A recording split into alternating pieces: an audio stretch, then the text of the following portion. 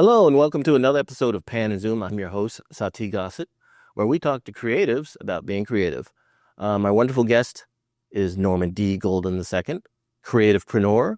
He's a man about town, and I can't wait to hear what he has to talk about. I wanted to talk to you in the particular vein of your experiences being a child actor and just that whole world, how you got into it, what influenced you, you started at the age of 9, am I correct? No. As far as your big break, but I know you did print and commercials before then. But what gave you the bug to get into the field? Yeah. So let's talk about this because a couple of things. So I actually got my start at the age of 6 and never did print, but I did commercials. So when I started, just a minor correction here. Oh, that's fine. For the record. So I started at 6 and I did, it was 3 commercials before I got my big break at the age of 7, which was Cop and a Half. And that came out when I was, I shot it when I was 8 and then it was released when I was 9. Okay. Yeah. So that's probably where you got the timeline. But, yeah, man, I started, interestingly enough, just curiosity of seeing, family shows and watching, the kids, as a family, I would watch family shows, obviously, with my family. And so, I would see the kids and, on those shows. And I was aware enough to know that, okay, this is not real, but whatever those kids are doing, it seemed like it was a lot of fun and it was interesting, intriguing, fascinating. So, I was bugging my parents like, hey, I want to do what those kids are doing. And, it's some point they're like, cool, like do that, dream. My parents were phenomenal in terms of like supporting, my siblings and our goals and all that. And so they're like, yeah, sure. And I'm sure in their mind, they shared later, it's like, okay, one day, you want to be an actor and probably tomorrow you want to be a fireman or I don't know, gynecologist, maybe. Anyway, the point is, hey, let kids dream. Yeah, you may want to do something today, and tomorrow you might want to do something else because you never know. But my focus was acting. Like I saw that, and I wanted to do that, and just kept bugging them. And so they're like, all right. And then so what happened was actually my auntie had gotten her son into some commercial workshops. This is where the commercial piece work comes in, and she was talking to my mom and said, well, Norman is, he could probably do this because he's got that, he's precocious, he's got that like theatrical thing. And, of course, your mom and dad were kind of leery because they didn't know anything about the business and all this was kind of new. And so she finally convinced my mom to at least let me try the workshop. And so when I did the workshop, it was about a month and a half, I think. Interestingly enough, it was here in LA. I wasn't living here in LA. I was living in Charlotte, North Carolina at the time. My family had to move there because of my dad's job. He was transferred. And so way across the country. But because he worked for the airline, we were able to travel. The workshops were every Wednesday. So we would travel here. After school, I'd come here, and because of the time difference, I would be able to get here in time for the workshop. And then we would do the workshop and then take a red eye back to North Carolina so that I can go to school the following, the following day. We did that like 6 weeks? We did that for like 6 weeks. And so at the end of the commercial, the workshop, there were some agents and managers and stuff. Because they would have like a showcase. Yeah. To show skills that you built up. Exactly. And I had to write like either a commercial or a PSA. I chose a PSA on reading. Okay. So that's another part of a big passion of mine is education. And so I did a PSA and they were blown away. I had 3 of I think it was like 4 agents there, 3 of them wanted to sign me. There was a couple of managers that were like, he's mine. No, he's mine. The whole bidding war thing. And so that's kind of how everything, How did you feel about that whole process? I mean, being a 6-year-old, like I was so excited to be in the element of creativity, right. And for me, it felt like, actually, funny thing is after, I got signed to my agency and I started auditioning and all of that, I actually considered auditioning work. And so I would go in to audition, I would get called in, and, it was, the auditions were coming back to back to back. I was fairly new in the industry. So, I was being seen by a lot of casting directors or whatever. And so one day I told my mom and dad, I was like, Mom and Dad, I'm really working, huh? And so they were like, well, I mean, you are technically, because, you're doing the work for the auditions, but not yet some. But they never said, well, no, they're just like, yeah. Right. So in my mind, I always thought that was work. But yeah, it was an interesting course, It was interesting to say that because I'm sure you know Bryan Cranston is from Breaking Bad, and he talked about his whole context of auditioning changed when he said, my job is to just do the audition, not get the job, just do the audition. And like, the results are out of my control. Yeah. So for you, it's like, I'm just doing the work, doing these auditions. Did you have any sense of being rejected, or just because you booked a probably how long did it take before you started booking work? It took a while, actually. And interestingly enough, like, my agents were getting kind of antsy, like agents do when they sign someone and they don't book. They're like, okay, well, is it the headshots? Is it so apparently my mom had a conversation with the agents and they're like, well, he's not really booking. We don't know what's going on. And, it wasn't because I didn't have the talent or I wasn't, getting the opportunities. It just, things take time. And so there was just a period where, of course, for me as a kid, none of that crossed my mind because I'm like, I'm just in my element. So it was kind of at that. It's kind of good though. Yeah, it was really good because if you're in your head and you know what's going on and I'm not getting the work, exactly, like I must not be good. But yeah, your agent got the black mom conversation. But pretty much, I mean, my mom, because she didn't really know, or my mom and dad didn't really understand what they were saying, what they were talking about. And so at some point, she's like, if this is for him, he'll book.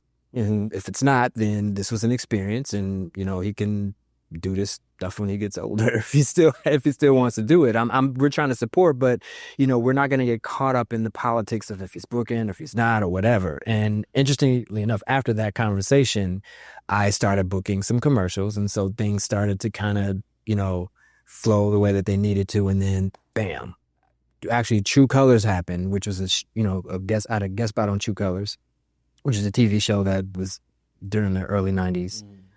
Actually became a series regular, but then the show was canceled. So a whole nother story. And then Cop and a Half. And then everything else after that. Well, I guess my question is, I guess Cop and a Half is considered your big break because you're sharing the screen with an icon, Burt Reynolds. Yeah. Henry Winkler, the Fonz is directing. I rewatched it for this, and it is so 90s. It was such a 90s film. Yeah. Alan Silvestri, who did the Back to the Future score. And like you could hear the inflections in the movie. It's like, oh, that sounds like Back to the Future too. And just all the vernacular. And then you have all these wonderful character actors like from Goodfellas, and this guy say, oh my God, these guys are in there. But and you were 7 at the time when you were on there? Filming, I was 8. Filming, you were 8. Yeah. So can you talk about that experience of just working with these, like Burt Reynolds? How was he? Because a lot of people would be like, oh my God, I'm so nervous. Were you cognizant of his stature as who he was, or? No, I wasn't. And that was probably that was the best thing that could have happened. Did he remind you of who he was? Actually, he didn't. Oh. And that was good that he didn't. I think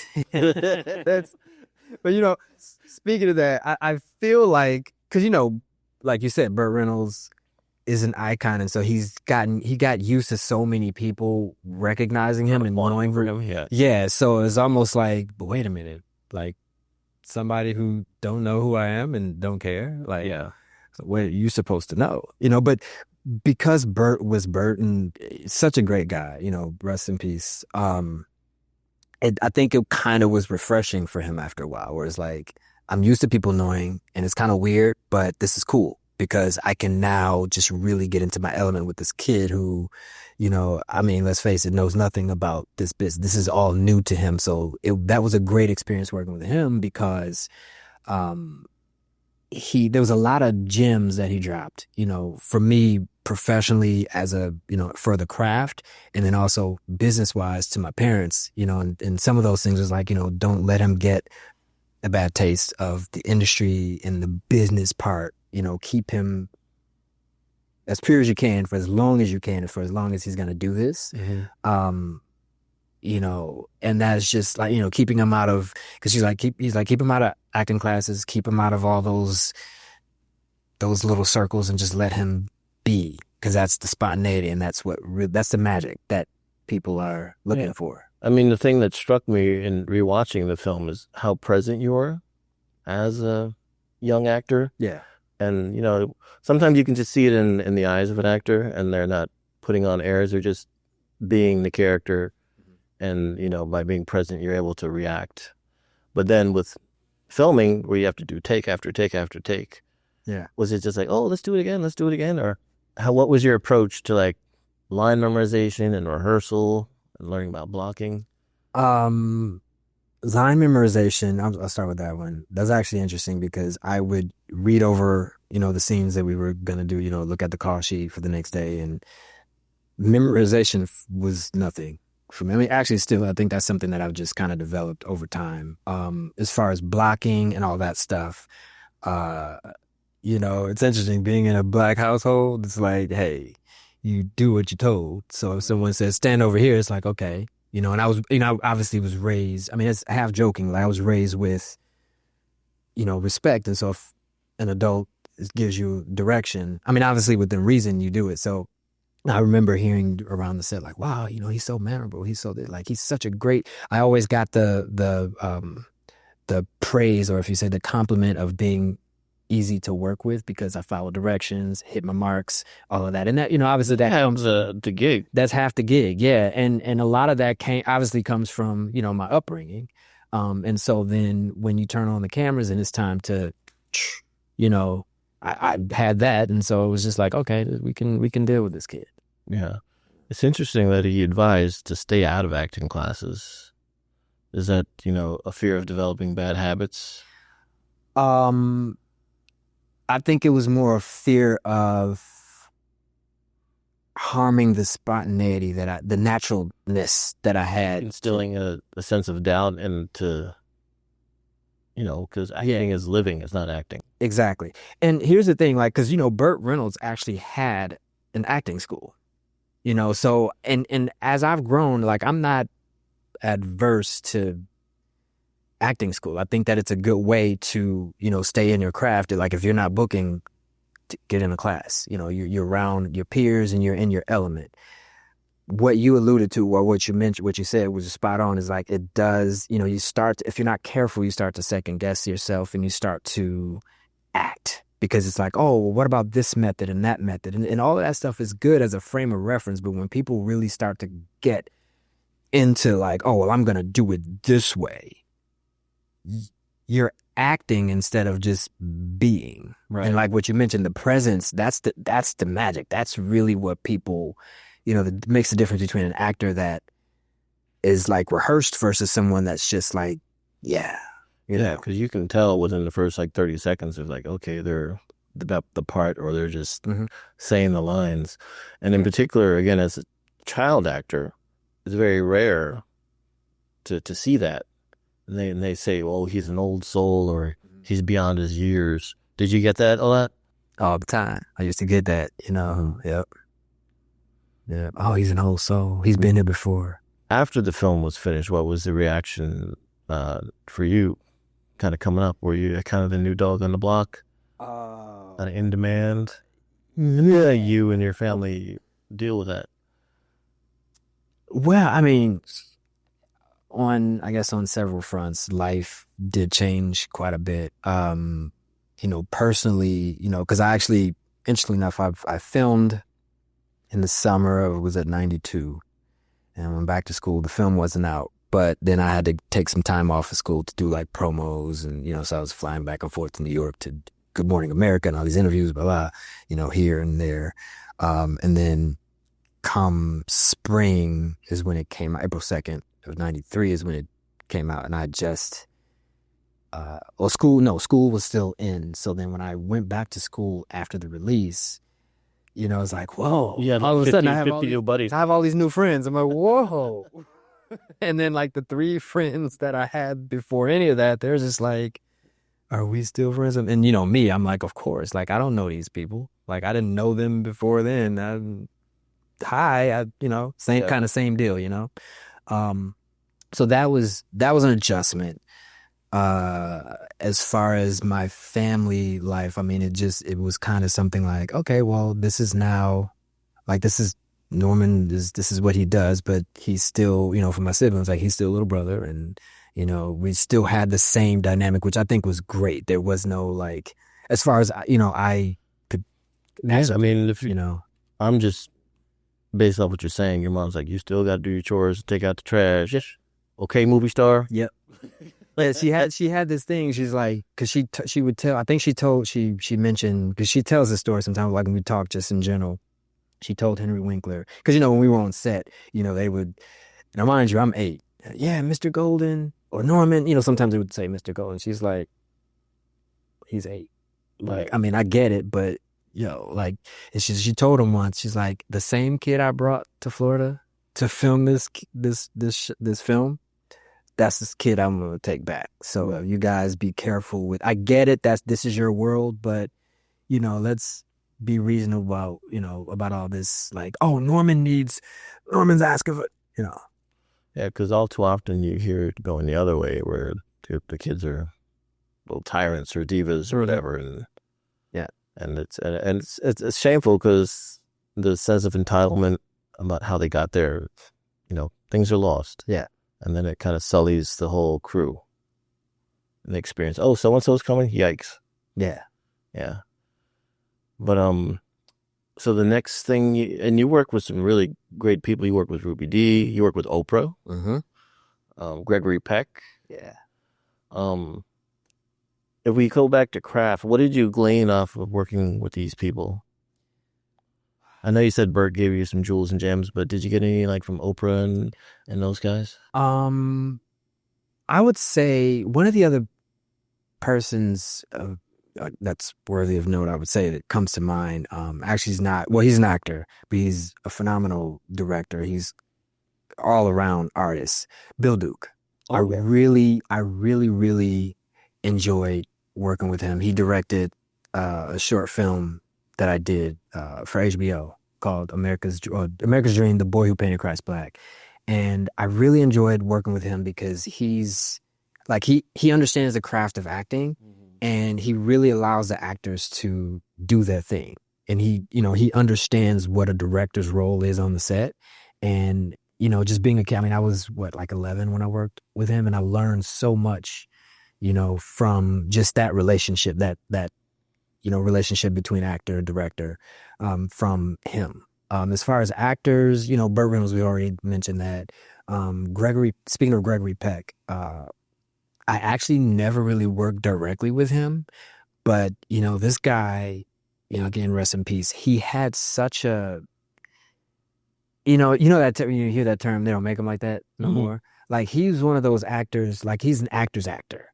And so all of the fawning over and the celebrity and like the set, like this guy was just like, when he walked on the set, he commanded such a respect because he really respected the craft of what he was doing. You know, it wasn't like, I'm Gregory Peck, I'm playing this character. Hi, Norman, how are you? It was just like, I'm a sailor and you're the cabin boy, so what's up? And I'm like, oh, okay, this is cool. Like, he's really like into this, so let's play along, you know. But it was organic, and I just nothing but great things to say about him. But, you know, much like Burt Reynolds, you know, they kind of came up in that same era where, you know, acting was much more than just, you know, how many followers you got, how famous are you? Yeah, do you feel like there's a reverence lost to the craft of acting now?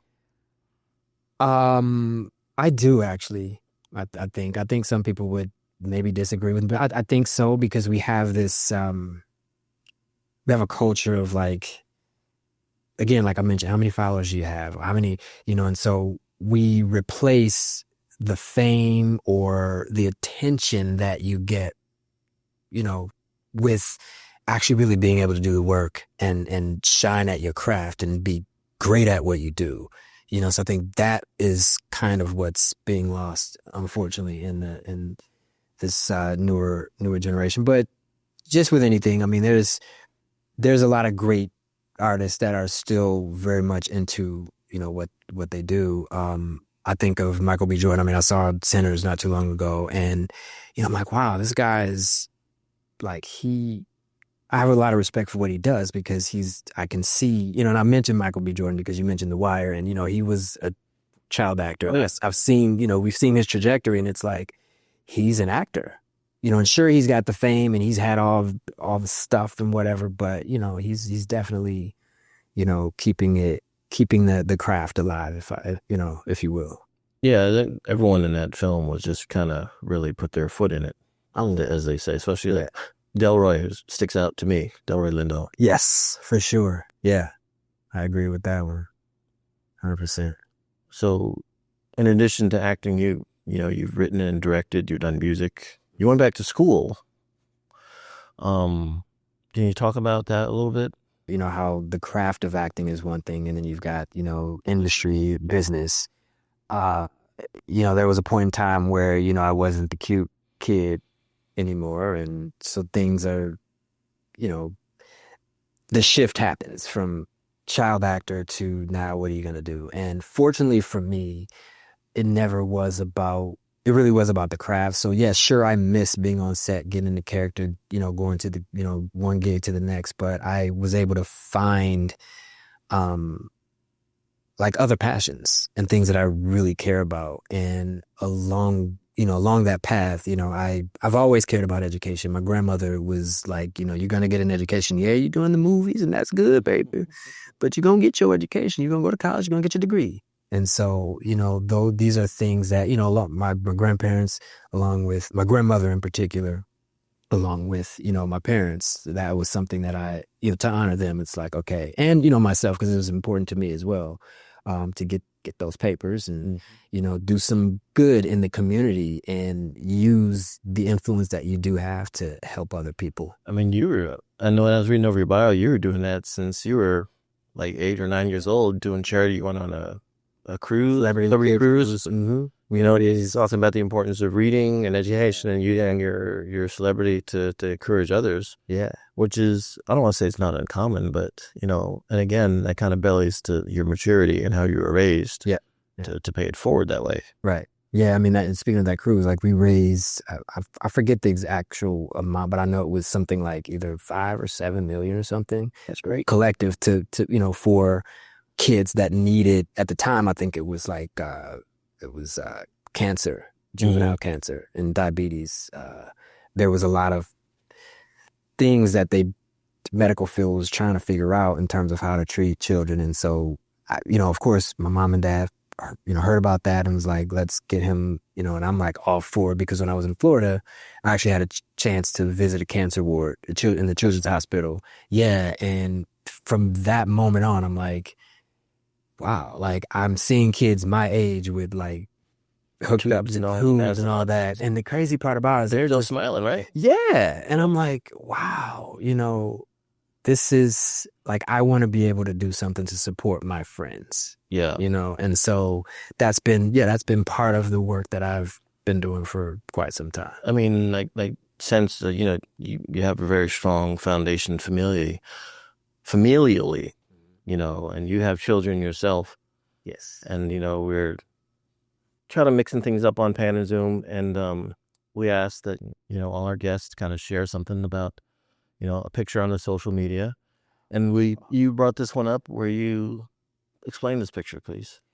Yeah. So this picture, oh, wow. Yeah. This picture was taken my first Father's Day. And that's me. And you can barely see my little one. You see the little hand. I see you palming his head there. Yeah, her. Sorry. Yeah. So the significance of this picture is my first Father's Day, and this was taken in the hospital in the NICU. So she was born premature. Okay.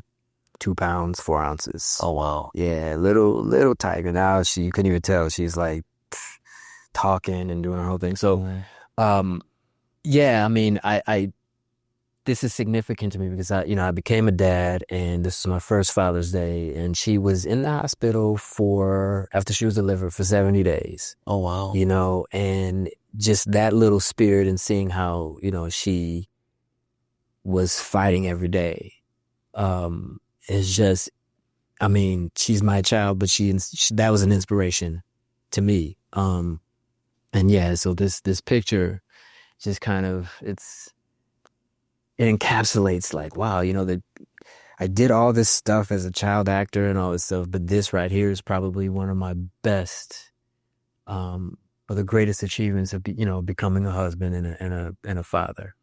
Yeah. I mean, I feel the same way about my kids. My picture's a little different. I'm holding all of them like a Heisman football in the Heisman pose. I don't know what that says about me, but so you're like the Heisman. I'm all gingerly, yeah, and you're like, hey, yeah. So I mean, if we talk about that kind of context shift of becoming a parent, and you're kind of extrapolating, and we're all creative here.